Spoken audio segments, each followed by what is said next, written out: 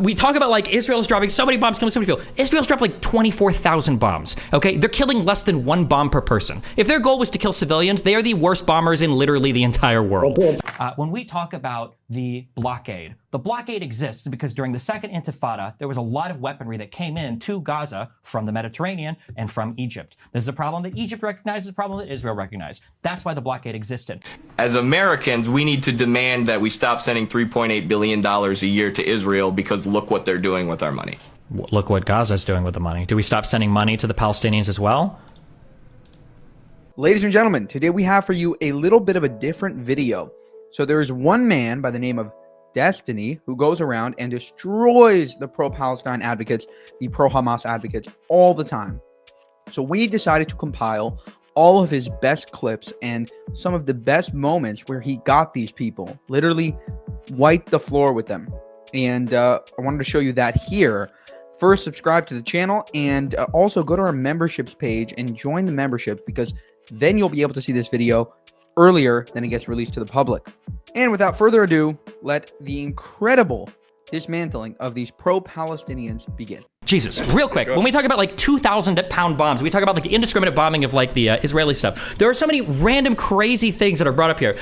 We talk about like Israel's dropping so many bombs, killing so many people. Israel's dropped like 24,000 bombs, okay? They're killing less than 1 bomb per person. If their goal was to kill civilians, they are the worst bombers in literally the entire world. Well, does that make a difference how many bombs have dropped? Of course it makes a difference. If you drop 1 bomb and you kill 50,000 people, you're probably trying to kill a lot of people. If you drop 24,000 bombs and your civilian casualties are less than per bomb dropped, it seems like a hard argument to say that they're indiscriminately killing civilians, okay? When we talk about numbers of civilians killed, the numbers aren't important. What's important is the intention. When Israel kills civilians, especially in the course of this war, those civilians are killed as collateral. When Hamas kills civilians, it's because they're targeting them. Hamas's bullets were not accidentally flying into the heads of partygoers looking for IDF soldiers when they breached the walls on October 7th. They were looking to kill civilians, okay? Hamas does not drop pamphlets, make phone calls, knock on roofs, and then wait for an invasion at the behest of the West and the United States to wait for civilians to leave. They just go in and they kill whoever they can find.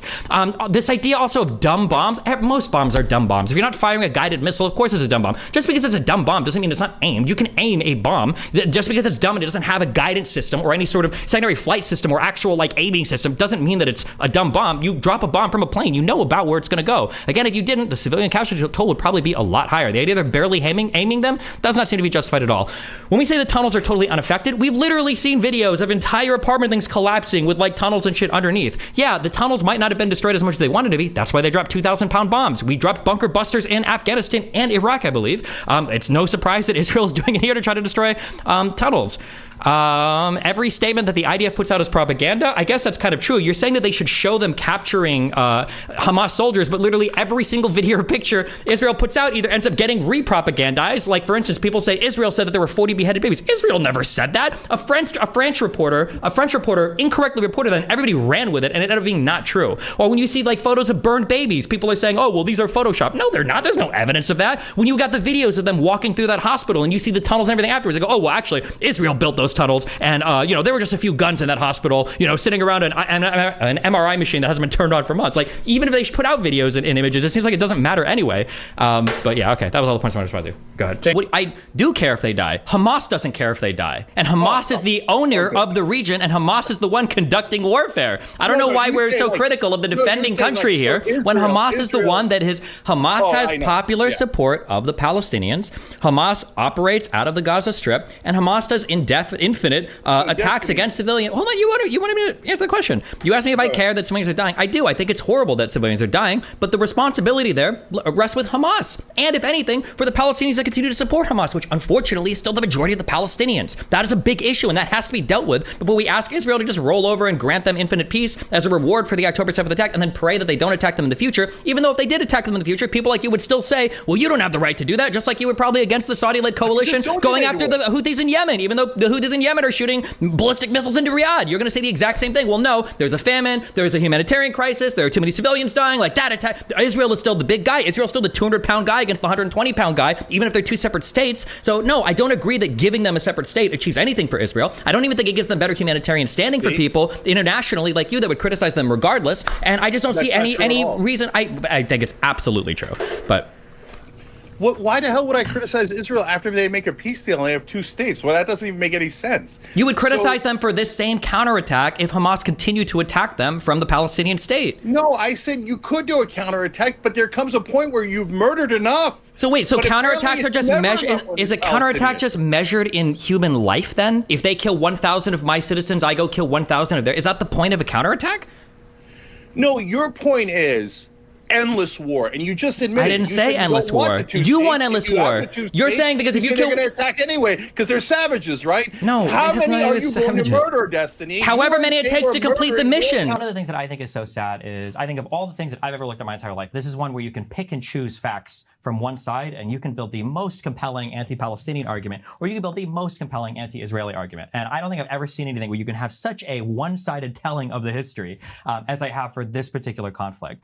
I think the really sad thing here is that I think that there are really good criticisms that can be made of Israel. I think that there are really good criticisms you can make of their past policy. And I think that the story of the Palestinian is an incredibly empathetic one. I think that there are reasons why you could support violence in 47, violence in 48, wars in 67. I think you can support all of these things from a really empathetic, understanding place. But the issue is that both sides are so invested in telling their story and making money and making videos and making whatever off of their particular side of things that you never will ever, ever, ever, ever have that conversation. So, for instance, this is why identifying root causes is so important. When we talk about the blockade exists because during the Second Intifada, there was a lot of weaponry that came in to Gaza from the Mediterranean and from Egypt. This is a problem that Egypt recognizes, a problem that Israel recognized. That's why the blockade existed, especially after the Palestinian Authority was not able to bring Hamas under control, and Hamas gained control of that region. Israel said, well, fuck this. We're going to... On point. I don't want to interrupt you. Just there's one thing. Yeah. So before the flotilla incident, they were not allowing certain food items from going in and children's toys. And Flotilla then was 2008, right? Yes, We're talking that's right. 2000, Yeah. No, but it's just I want you to explain to me. And then after that incident and Israel came under pressure, they started allowing a little bit more humanitarian stuff to go into Gaza. Is that because Hamas stopped being a threat to Israel, or is that because those humanitarian goods are actually not a threat and Israel did not give a shit about them anyway, apart from wanting to punish the My civilian guess would be it's population? probably because the Israeli restrictions were too much. And they probably could have calmed the fuck down. Right now, Israel is in the position that it's in because Israel thinks that they can maintain an indefinite status quo and more or less slowly annex the West Bank. That's Israel's goal. The problem with this conflict has always been that Israel wants to fight forever because the longer they fight, the more of the West Bank they get to annex. The only reason the Abraham Accords happened was because it was to stave off annexation of the West Bank. And the problem is that while Israel wants to continue fighting to gain more and more, people like you have deluded Palestinians into thinking that they fight, they can gain more and more too. Only one Palestinian side, for what it's worth, only so one side, just, Palestine, whatever that means, okay? Only one What does side it in mean this to you? conflict. What does it mean to you? Palestinian? There were a lot of Yes. people that became Palestinian after, depending on what the conflict is. So I don't know what that means. I don't really care that much. The idea that both sides can continue to fight only serves one side, and that's the Israeli side. The longer the Palestinians continue to fight, the more the Israelis are going to gain, because the reality is the Arab states around them are bored. They don't want to fight. The leadership doesn't want to fight anymore. They're not going to. They did at one point, which is, I think, the most tragic thing, is that Palestinians were a tool of the surrounding Arab states to fight with Israel, and that's the most they ever cared about. You're That's so why. close to That's understanding why. it. You're That's so why. close. If you go to these surrounding countries and you ask, that's crazy. There are so many Palestinian refugees here. I wonder why they don't ever take any of them in as actual citizens. And the reason why is because in the Arab states, you're not allowed to. They don't give citizenship to those people because Yeah, they I'm familiar use with them that. as a tool to fight with Israel. And that's why they're not even allowed to do it. They're banned from actually giving citizenship to any of these Palestinians. So even the whole refugee crisis is inflated more than it should be. But the issue is that when you look at these sides and you go to criticize the policies, okay? I bring it back to the blockade. That blockade existed because weapons were coming in to the Gaza Strip via the ocean, via the land routes. So if that's the reason why the blockade came in,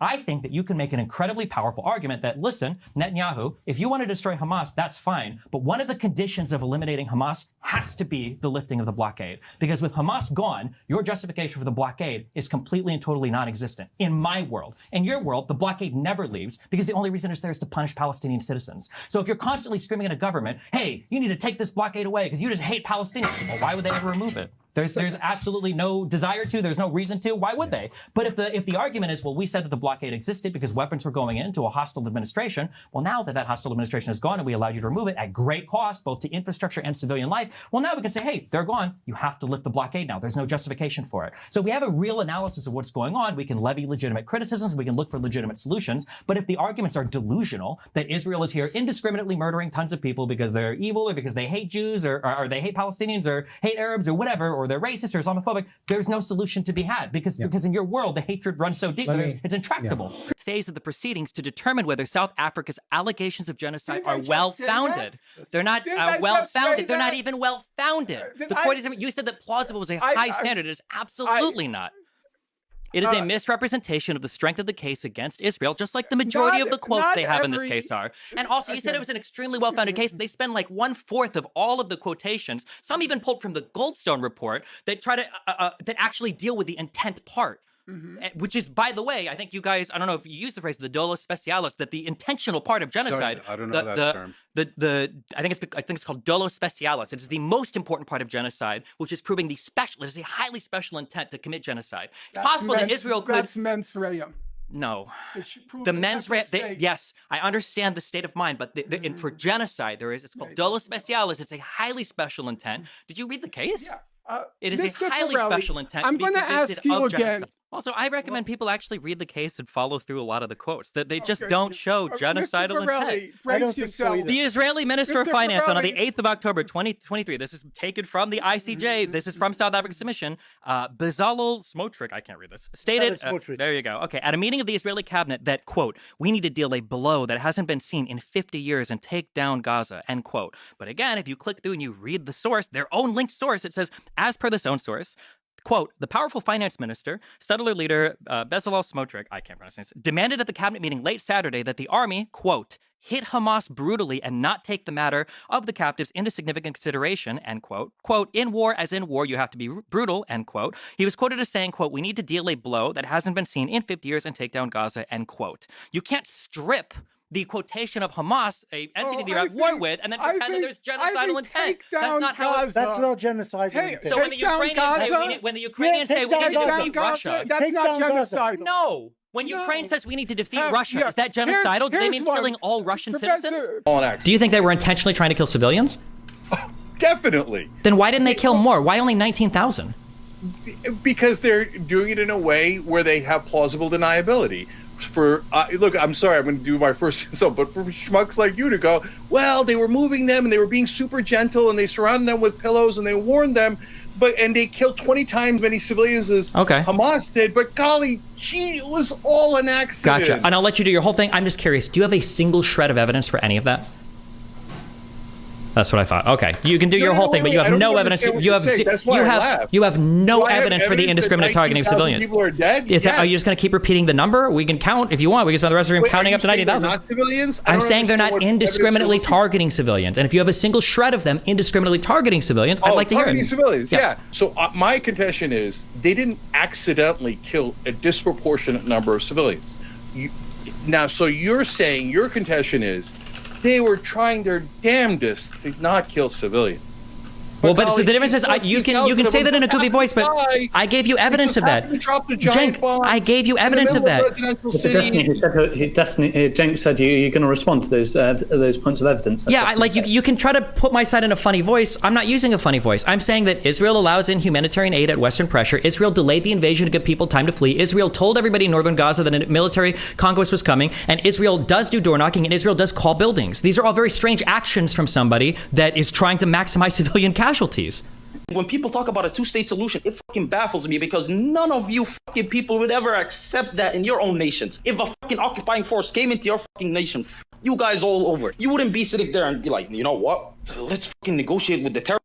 You do that. Like, new nations exist that tons of people can have historical claims to, but more or less, one thing we've done from like the 90s onwards, with the exception of like some instances, maybe Kosovo, maybe Yugoslavia, for the most part, the borders are kind of set, and we realize as a world we kind of have to figure out this is it and then move forward from there. Like, as soon as we start saying like, okay, well, historically these people lived here 100 years ago, blah, blah, blah, blah, blah, it kind of like destroys the world order. I just don't know if that's tenable, because so many people could probably arguably have strong claims historically to certain swaths of land, but like it's just not realistic going forward. Nobody's going to do that. You look at the amount of times the European borders have changed because of wars and because of conflict, because the problem is, and even Africa, like borders like in Kenya where there are ethnic groups that were split in half, if you just try to rearrange every border that wasn't drawn in a perfect way, which is, by the way, none of them, then you're going to end up like with more fighting and more bitterness and more hatred. So that's the reason that, like, unless you're telling me, do you sincerely expect that the 48 borders are going to go back to Palestine like through force? If the Arab nations came together and aided the liberators of Palestine, that it could actually work out. Israel, if they wanted to, they could wipe the Gaza Strip off the map. They could easily do that. They control the flow of food, they control the flow of water, electricity, but they won't because it looks bad on them. It's so fucking hilarious to me. People act as though the Palestinians are the big bad wolf and they're so powerful. Nobody acts like Palestine is the big bad wolf. I think the big bad wolf is like the 50 wolves that Israel always finds. Yo, come on, man. Really? No, the issue for Israel aren't Palestinians or the Gaza Strip. I think it's all the people in the region that have a vested interest in the destruction of that country. My vision of a one state would be one in which everybody actually has equal rights and everybody can live equally, precisely the way that we live in the United States. Which is a really fun position to take in the West when we have like no stake in the game. I think it's fun to scream that at protests. I think it's fun to go on Twitter and do that. I think at the end of the day, that type of rhetoric is ultimately destructive to Palestinians because everybody knows that that's never happening. It's a pipe dream. Less than 30% of Palestinians are in favor of a singular state where Jews and Arabs have the exact same rights. Literally, nobody wants that. People in Israel don't want that. It's literally, you're just virtue signaling and paying lip service to an idea that is grossly unpopular across the entirety of Israel and Palestine. Not only that, the idea that you would have a singular state created where 6 million Palestinian refugees are then brought back into the state, there's no shot that any Jewish person living there who has lived through the Second Intifada, who has lived through Hamas attacks, who has lived through Hezbollah attacks, who's lived through international support for Houthi attacks, is going to feel safe in such a state. And they know that there would be absolutely no international support for them if that state were created and Jews were to start getting slaughtered en masse there. I just find it very hard to believe you don't see Israel as an expansionist state. Here's the issue. This is what it's like saying Israel's an expansionist state, okay? Imagine I've got a friend who's murdered 4 people, all right? Or 4 people. And everybody claims your friend is a murderer. He's just looking for people to kill. But let's say that when we go and look at his past of killing 4 people, every single time was a person came up to him with a knife and they said, I'm gonna cut your fucking throat. And then they get into a scuffle and then my friends end up killing those all 4 of those people in self-defense. That's the issue that you run into right now. So when you're telling me Israel is an expansionist colonial state, they're trying to take over more territory, it might be true. I'm not gonna sit here and tell you it's absolutely not true. But what I'm telling you is that you can't support that with history because every Israeli expansion has come off the back of Arab conflict trying to destroy it as a country. It's deeply relevant when we're thinking about bad, provocative war crimes. So the idea that these civilian settlements are illegal is not some Palestinian leftist meme. This was a position of every American administration until Trump. The Germans have said this, again, by implication for diplomatic reasons, but if your whole argument is just going to be saying it's a war crime, it's a war, I don't care. It was also a war crime when Palestinians were hijacking planes all over the world. It was a war crime when they went to Germany and they killed 11 Israeli athletes. Yeah, I mean, what are you talking about? Yeah, there's war crimes all over this place. This is not like some PC... it is some PC bullshit, yeah. Does Iran care about war crimes? Again, my argument is not that you Iran can't even answer good. that question. Does Iran care about war crimes? Okay, does the PLO? Does the PA? No, Israel doesn't either. That's my point. So if nobody in this area cares about war crimes and it's 20 against 1, I'm not going to go to Israel and go like, you guys need to be like super 100% up to date on all of your fucking shit. It's hard for me to levy that charge. Should they act in a more moral way? I mean, I would say probably, but damn, far be it from me to criticize them for not living up to like the Jesus standards. The West Bank settlements are probably the worst thing that Israel does in terms of its relations to the rest of the world. It loses them more moral credit than probably any other thing. When we say that Palestinians can't be viewed as violent savages, I absolutely agree with that. That is 100% true. But it's equally dishonest and possibly even more harmful to pretend that it is a population of doves that just has a few bad apples. That is not true. The entirety of the Palestinian population, why are you shaking your... the Israeli population? You should stop me anytime. Sure. So the Israeli population... Wait, can I ask one quick question? Murder, keep murdering them. You haven't murdered enough Palestinian children yet. Now, I don't believe that. That's why I think it's a bad way to go. Can you tell me a 5-year period? I don't want to blame the Palestinian civilians. And there are no doves on either side because they're in the middle of the war. That's not what we're talking about. Can you give me a 2-year period from 2006 onwards where rockets haven't poured into Israel from the Gaza Strip? Can you give me a 2-year period where they weren't brutally occupied, where we're going to pretend that like, oh my God, why are they firing rockets? from I mean, they weren't occupied before Hamas took over, coup d'etat, kicked them out, and then started launching attacks into Israel in 2006.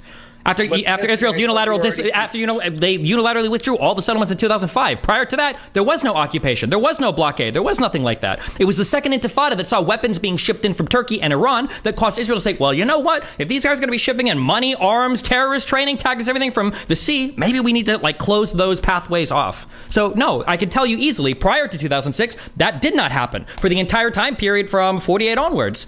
Do you still stand by the statement that the Palestinian resistance fighters get you fired up and that they're a courageous and powerful group of people? Hell yeah.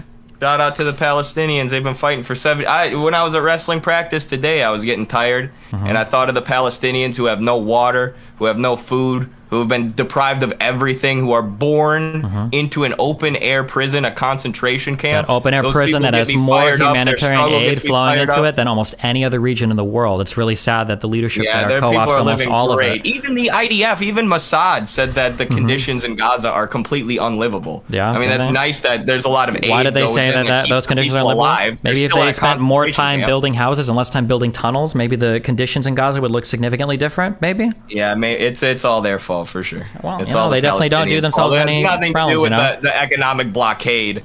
It has nothing to do with the blockade, the fact that they're constantly having missiles dropped on them, or the fact that constantly having missiles dropped on them. Are you talking about Israel and you getting missiles dropped on it from? They don't. And the fact that Israel doesn't allow construction materials into Gaza. It has nothing to do with that. It's all the Gazan people because they're just a bunch of Arabs who don't know how to build stuff. All they know how to do is bomb. Who says Arabs that don't know how to build stuff and all they do is bomb? Who said that? There's plenty of thriving Arab countries that are surrounding Israel. I don't know what you mean by that. You were trying to blame the Arab Palestinians for their economic conditions as if those conditions haven't been imposed on them by I don't think Israel imposed the conditions that Gaza needs to be controlled by a terrorist group that co-ops all the funds for terrorist activities. No. Are you telling me that that's an inevitability, that Arab people are just naturally drawn to terrorism? Are you telling me that that's the only way that they can? No, they're drawn to resistance when you colonize them and steal their homeland, like anybody ever. Like every group of people who's ever been colonized throughout history have eventually taken up arms and resisted that occupation. I think that's what's going on in Gaza right now. But either way, I really appreciate you for having me on your show, and I appreciate this discussion. I think you're a more intellectually honest person than any of the other people I've debated, so I appreciate the conversation. Gotcha. Well, I hope at some point you learn literally anything about this region, and maybe your opinions will look less retarded, but given that you have Marxists in your profile, it's probably never going to happen, so. Okay. All right. As Americans, we need to demand that we stop sending $3.8 billion a year to Israel because look what they're doing with our money. Look what Gaza's doing with the money. Do we stop sending money to the Palestinians as well?